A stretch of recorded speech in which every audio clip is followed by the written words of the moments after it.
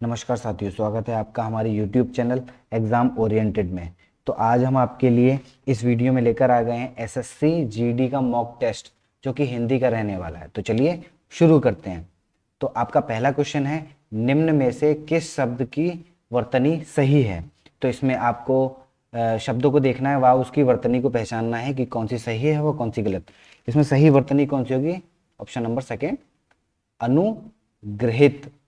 ठीक है, तो चलिए अगले प्रश्न की ओर आते हैं। तो अगला प्रश्न है, अवनति शब्द का विलोम शब्द है। तो इसका विलोम शब्द क्या हो जाएगा? सदगति, दुर्गति, उन्नति, अधोगति। तो इसका ठीक उत्तर हो जाएगा उन्नति। तो चलिए अगले प्रश्न की ओर आते हैं। तो इस प्रश्न को देखते हैं, दिए गए वाक्य का वह भाग ज्ञात करें जिसमें कोई त्रुटि है। यदि कोई त्रुटि नहीं है तो कोई त्रुटि नहीं है ये चुने। अगर कोई त्रुटि नहीं है इस प्रश्न में तो आपको ऑप्शन नंबर फोर्थ चुनना है कि तो कोई त्रुटि नहीं है। तो चलिए इस क्वेश्चन को देखते हैं। प्रस्तुत पंक्तियां कानन कुसुम कविता से ली हैं। तो इसमें कौन सा खंड गलत हो जाएगा? तो इसमें से कौन से खंड में त्रुटि आपको दिख रही है? तो थर्ड में आपको त्रुटि दिख रही होगी। यहाँ ली है नहीं होगा, ली गई है, ली गई है। तो चलिए अगले प्रश्न की ओर आते हैं। अगला प्रश्न है, दिए गए विकल्पों में से रिक्त स्थान की पूर्ति कीजिए। उनका व्यक्तित्व डैश है। तो उनका व्यक्तित्व कैसा है? सुमिति, चमकीला, आकर्षण या सुरक्षित। तो उनका चरित्र आकर्षक है। ठीक है, तो इसका सही आंसर हो जाएगा आकर्षक। तो चलिए अगले प्रश्न की ओर आते हैं। दिए गए वाक्य का वह भाग ज्ञात करें जिसमें कोई त्रुटि है। यदि कोई त्रुटि नहीं है तो त्रुटि नहीं है को चुने। ठीक है, तो चलिए देखते हैं। यहाँ फैक्ट्री में लगभग कोई 2 दर्जन संतरे हैं। तो इसमें क्या किसमें त्रुटि आ जाएगी? तो इसमें आ जाएगी लगभग कोई। ठीक है, तो इसमें ऑप्शन नंबर डी आपका करेक्ट आंसर हो जाएगा। तो चलिए अगले प्रश्न को देखते हैं। रिक्त स्थान को भरने के लिए उपयुक्त शब्द का चयन कीजिए। अपनी गलती तुरंत स्वीकार कर लेने वाले व्यक्ति होते हैं। तो वह कौन होते हैं? सद्गुणी, निर्गुणी, अवगुणी या इनमें से कोई नहीं। तो इसका सही आंसर हो जाएगा सद्गुणी। तो अगले प्रश्न की ओर आते हैं। जहां मुफ्त में खाना बंटता हो वाक्यांश के लिए एक शब्द होगा। तो इसका एक शब्द क्या हो जाएगा? सदावर्त। ठीक है, तो चलिए अगले क्वेश्चन की तरफ चलते हैं। अगला क्वेश्चन है, विप्र शब्द का समानार्थी है।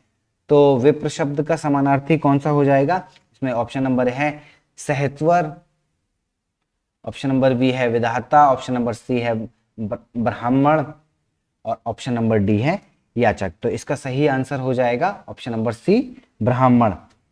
ठीक है, तो चलिए अगले प्रश्न की ओर आते हैं। अगला प्रश्न है, दिए गए वाक्य का वह भाग ज्ञात करें जिसमें कोई त्रुटि है। यदि कोई त्रुटि नहीं है तो कोई त्रुटि नहीं है विकल्प को चुने। माताजी मेरे परीक्षा वर्ष से संतुष्ट नहीं हुई। तो इसमें सही ऑप्शन कौन सा हो जाएगा? संतुष्ट नहीं हुई। ठीक है, तो अगले प्रश्न की ओर आते हैं। अगला प्रश्न है, आवश्यक से अधिक धन संपत्ति एकत्र न करना। वाक्यांश के लिए एक शब्द लिखें। तो इसमें सही आंसर आपका क्या हो जाएगा? अपरिग्रह।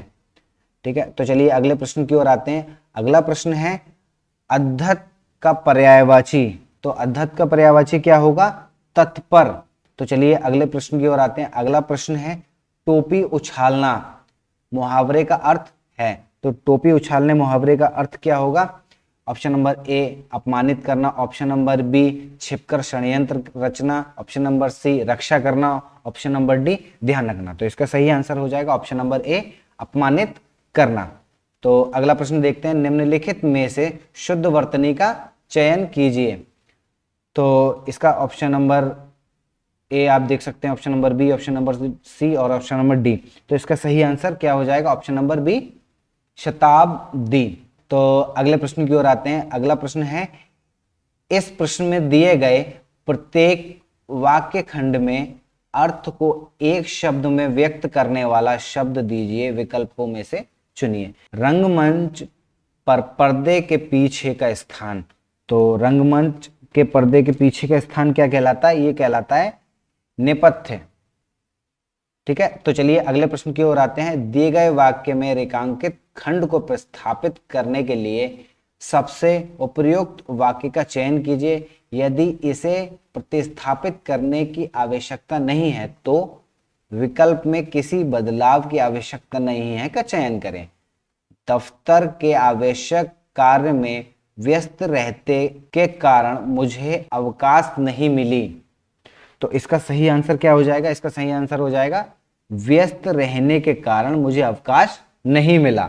यह इसका सही आंसर हो जाएगा। तो चलिए अगले प्रश्न की ओर आते हैं। अगला प्रश्न है, निर्देश यहाँ पे दे रखा है, दिए गए अनुच्छेद को पढ़कर रिक्त स्थानों की पूर्ति कीजिए।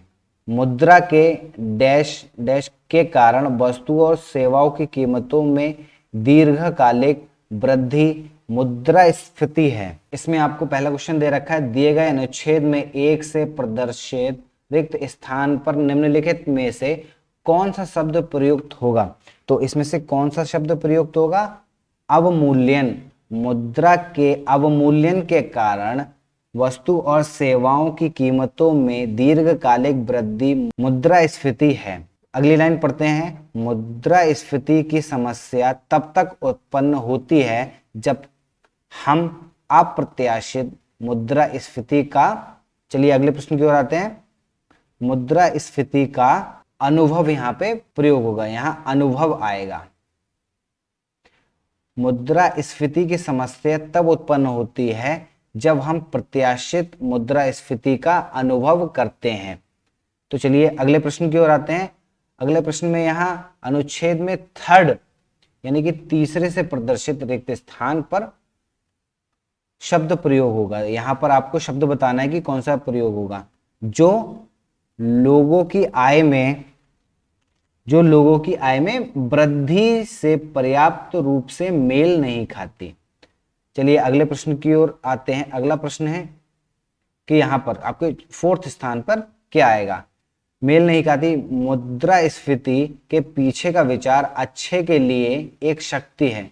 अर्थव्यवस्था यह है कि एक प्रबंधनीय पर्याप्त दर से प्रेरित कर सकती है।